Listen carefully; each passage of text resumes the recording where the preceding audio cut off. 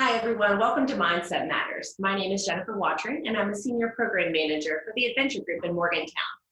I've had the opportunity to meet many of you during our face-to-face Senior Lead workshops, but for those of you that I haven't, I hope you enjoy this session. So Mindset Matters. Why are we talking about mindset in the leadership series? Mindset is important in all that we do, both in school, in our careers, in our activities, if we're in sporting events. All of those things pertain to mindset, and positive mindset can take you far in all of those things. So the objective for the webinar today is for you to understand what growth mindset is. Our brains are malleable and always capable of learning more. Challenging tasks, and not those that just come naturally to us, make our brains stronger and make us smarter. And finally, you're going to learn about the power of yet, and you'll hear me say that many times throughout the presentation today. There's a lot of research that pertains to growth mindset and really looking at how the brain grows over time. Initially, it was thought that our brains know as much as they're going to know whenever we're a child, and that they look the same from the time we're a child until we grow into an adult. But the research now shows that neuroplasticity, which is the ability for the brain to change over time, can show us how we start out early in life with our brain looking a certain way, and as we learn over time, our brain will grow and our brain scans will look different. It involves a variety of processes. There's neurons involved, a lot of things that you probably have already learned about in science, and then it really can happen for two different reasons. Our brains can change as we learn and as we grow, but also on the negative side, if we are to suffer a brain injury or take part in mind-altering drugs, that too can change our brain. So it's important to think about those things as well as the environment. And the environment that we're in can change the plasticity of our brain. The genetics play an influence on how our brain develops. So as you're thinking about those things, think about it as fitness, and we want to be physically fit. So we go to the gym and we walk and we exercise, but we also need to do those same things for our brain. We need to keep our brains in shape. We need to do things that challenge us. Just as the objective said, if we continually just play solitaire every day, well, that's something that you could certainly do that doesn't necessarily challenge your brain and really make it work as hard as it needs to grow.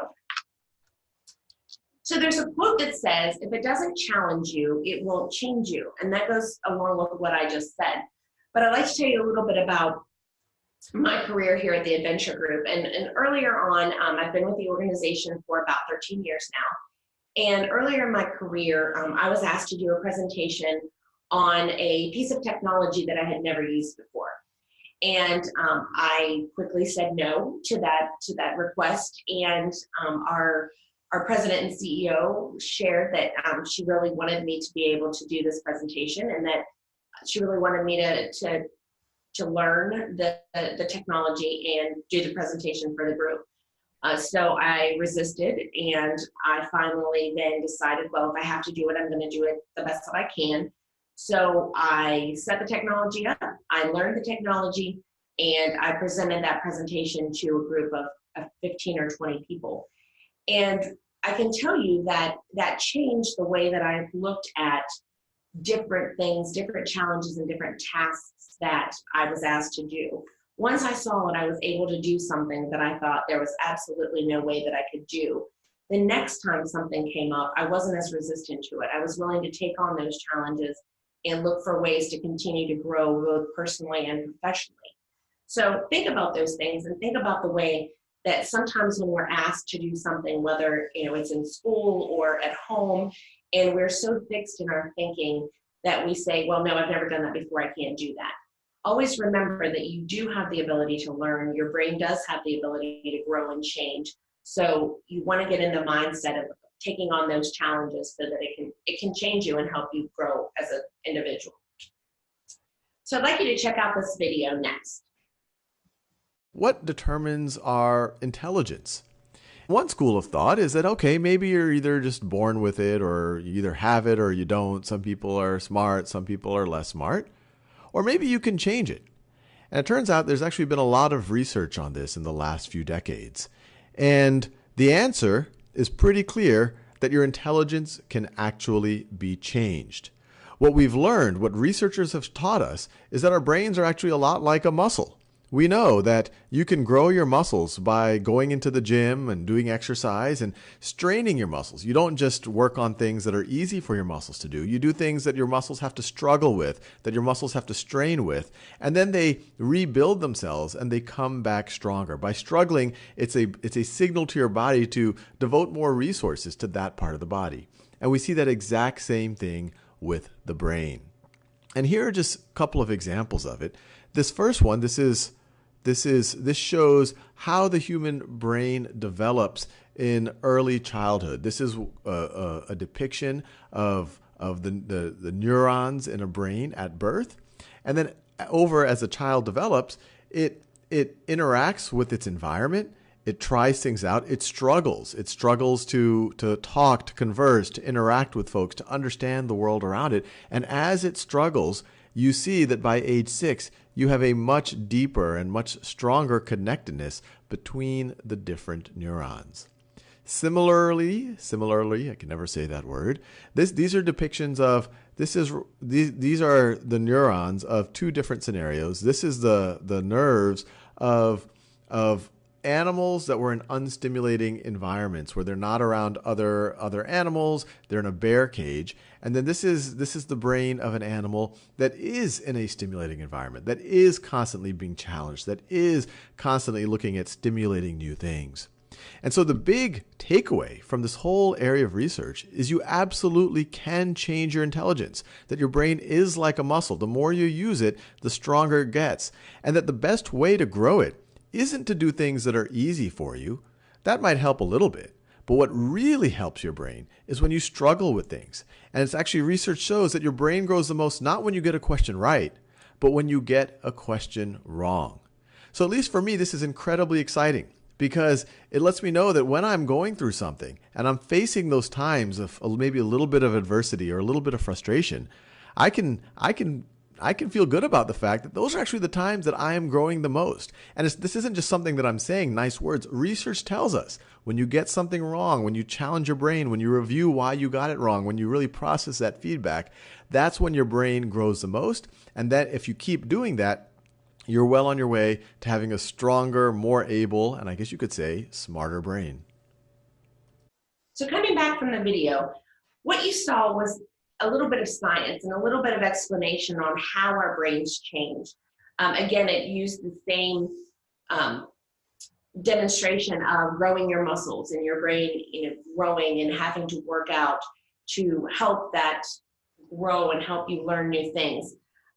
When you're growing your mind, you're creating a better future, both for yourself personally and for your education. So there's a definition, and you'll hear the name Dr. Carol Dweck many, many times when you hear growth mindset. And she's kind of the mother of growth mindset. And what she says is individuals who believe their talents can be developed through hard work, good strategies, and input from others have a growth mindset. So someone that thinks that just because they don't know something yet, but they can learn it, and then that in the future they can continue to learn and grow, that individual has a growth mindset. Opposite of that is a fixed mindset. And people that believe that their intelligence are just traits that they have, they're fixed traits, they spend their time talking about how intelligent they are instead of just taking the time to develop and to learn new things. Those individuals think that talent alone creates success, and they're said to have a fixed mindset. So thinking back to the example that I gave you with my training that I didn't want to do but ended up doing, think about the parts of that story that demonstrate a fixed mindset, and then how subsequently after the time went by, I was able to develop a growth mindset and look forward to doing things that I wasn't necessarily comfortable with doing to start out with. The main difference in the two mindsets is the belief in the permanence of intelligence and ability. One views as very permanent with little to no room for change in either direction, while the other views it as more changeable. Growth mindset can be changed. It can lead to marked differences in behavior as well. Think about the people that you know that are very regimented in everything they do, and they have a certain schedule and they can continually do that same thing every day. They're not open to challenges. They're not open to trying new things. Those individuals have a fixed mindset. Think about those people that are always willing to step up and try something new, always willing to step outside the box, and whether they help someone else or do it for themselves, they have a growth mindset, and they're willing to, and they understand that they can learn and that they can grow. So there are two things that I can show you on the screen now. It's the differences between a student with a growth mindset and a fixed mindset. So as you can see, a student with a growth mindset will conflate their performance on one task with their perceived innate ability. For example, they might say, well, I got a C on my paper because I'm a C student, or I can't do poorly, I'm an AP student. So they think that is their definition, that defines them. But a student with a growth mindset will acknowledge how hard work or lack of hard work affects their outcome. So if you can see, it says, I worked very hard on this assignment and see my effort reflected in my grade. Or someone might say, I didn't put very much time into studying, so that's why I got a D. That student has a growth mindset. The second example is a fixed mindset believes that intelligence is fixed and cannot be improved. They simply will say, I'm not a math person, or I don't know how to do these things. Where a growth mindset consistently identifies areas where they can improve. Someone that maybe gets a B, and while that's passing and that's great, they want to strive to do better. They might say, I'm happy with my grade, but I can see where I could have done better and will work to improve those areas the next time. And then they might also say, well, I didn't quite understand it completely, so maybe I need to do tutoring or something to be able to do better on the next assessment or assignment. Finally, they see challenges as failure. People with a fixed mindset really see a challenge or something that they can't do as a failure. And as I talked about earlier, they see it as permanent. They think, well, if I can't do it now, I'll never be able to do it. So you see, it says, this was really hard, I must be bad at it. Or I like doing things I can do perfectly without mistakes. And really, without the mistakes, we aren't challenging ourselves, and we aren't learning, and we aren't growing. The growth mindset sees challenges as informative and motivating. I like my best work when it makes me think hard, and the team was really good. We lost, but I learned a couple of new moves.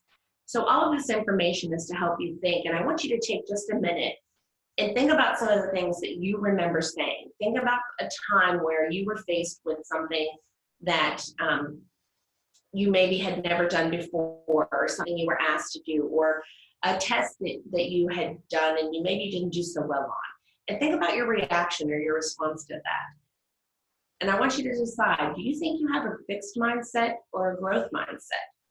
And what are some things that you can do to help you develop that growth mindset for the future? So have you ever wondered, you have those people that despite failing over and over and over again, they just never give up. There's countless stories of people from Walt Disney to Michael Jordan to Stephen King who failed many, many, many times, but they persevered, they had passion for what they were doing, and they succeeded ultimately. Those individuals are said to have grit. Teachers working late into the night to really figure out a way to reach a student who's just not getting it. Or a basketball player who shoots hundreds and hundreds of shots each day to perfect their shot, foul shot, three-point shot, is exhibiting grit. They have the passion for what they are doing. They have the perseverance for not giving up. So they may miss 50 of those 100 shots, but they're going to continue on and they're going to continue to try. Grit is important when it comes to growth mindset in any sort of mindset. We have to learn that as we go on in life, as we continue in our education, and as we even go into the workforce, just like the example that I shared, there are going to be things that don't necessarily come naturally to us. We're going to have to learn. We're going to have to persevere. And I can tell you from experience, those things that we're passionate about, those things that we really enjoy doing, or we see the fruits of our labor, are those things that we're willing to persevere and push through and demonstrate where we have grit. So there's a quote that I found that I really liked, and it says, "Our potential is one thing, but what we do with it is quite another." And there's so many times where we work with young people, or where you see people that you perhaps go to school with, and they have so much potential, but for one reason or another, they don't do anything with it. And Angela Duckworth, who was a researcher, said that grit and passion and perseverance lead to potential. And she said, but all of these traits are needed for success and are rooted in growth mindset. The good news is that, like growth mindset, you can learn, develop, and build your resilience or your grit. So maybe you're not someone who continually perseveres whenever you fail at something, or when something doesn't come easy. But the good news is, just like your brain can be changed and you can have a growth mindset, you can also grow and persevere and develop grit in what you do. The key to that is a very important word called yet, and we'll talk about that in just a little bit. So I want to talk to you for a little bit about goal setting. And we think of all of these things, we think of growth mindset. And so if we would set a goal and we have a fixed mindset, then we would probably set a goal that we know that would be extremely easy for us to achieve, that would have no chance of failure, and something that we can probably do quickly, so we can just kind of check it off our list and go on. But as you can see from the image, we want to change that to I can. We want to think about the things that you can do with a challenge, things that you can do that may not always be easy. But as you're thinking about goals and you're setting goals, you want to make sure that you create SMART goals. You'll see that listing on the side. The S stands for specific, the M stands for measurable, A is attainable, R is relevant, and T is timely. So I've mentioned this word many, many times, and here it is again. The word is yet.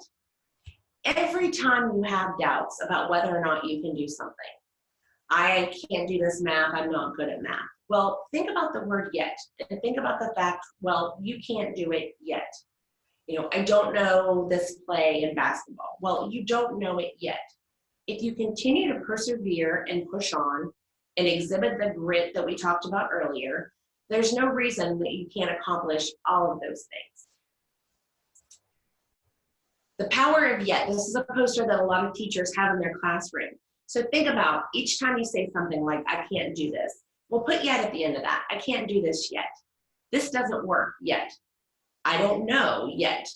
It doesn't make sense yet. I don't get it yet. And I'm not good at this. Also, look at all of those statements. And those are probably statements that you've said to yourself many, many times. And they're all negative. We need to make sure that as we're developing our growth mindset, that we're also keeping it positive, that we're thinking in the positive. Negative thoughts outweigh positive thoughts 85 to 90%. And we talked about that in an earlier See Me Lead workshop. But we need to try to start focusing on the positive and understanding that just because we can't do it today doesn't mean we can't learn and do it tomorrow. Just because we failed and it didn't work the first time we tried doesn't mean we can't try it again and be successful in the future. So there was another quote that I found that said, try a thing you haven't done 3 times. Once to get over the fear of doing it, twice to learn how to do it, and a 3rd time to figure out whether you like it or not.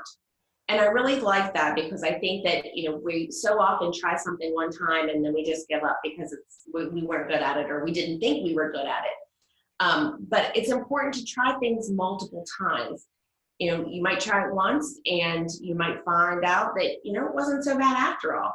So then you try it again and you kind of perfect your craft, and, you learn different ways and better ways of doing it. And finally, the 3rd time, even if you don't like it, you might still have to do it again. So figure out whether you like it or not and decide if it's something that you want to try again in the future. So again, try a thing you haven't done 3 times.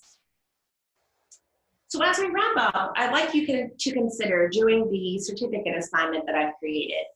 You'll see the link before you. When you go to that link, you're going to be asked to go to another website and complete a grit assessment. It's going to ask you a series of, I believe, 10 or 20 questions, and then give you a rating on your grit scale. And what I'd like you to do is, based on what we've talked about with growth mindset, fixed mindset, and grit, I want you to see if you think that that score is accurate. And finally, I'd like you to walk through a series of steps to develop a SMART goal, something that you can accomplish within the next school year as you finish out this semester, or wherever you think is a timely goal for you to create for yourself. Thank you, and enjoy your rest of your year.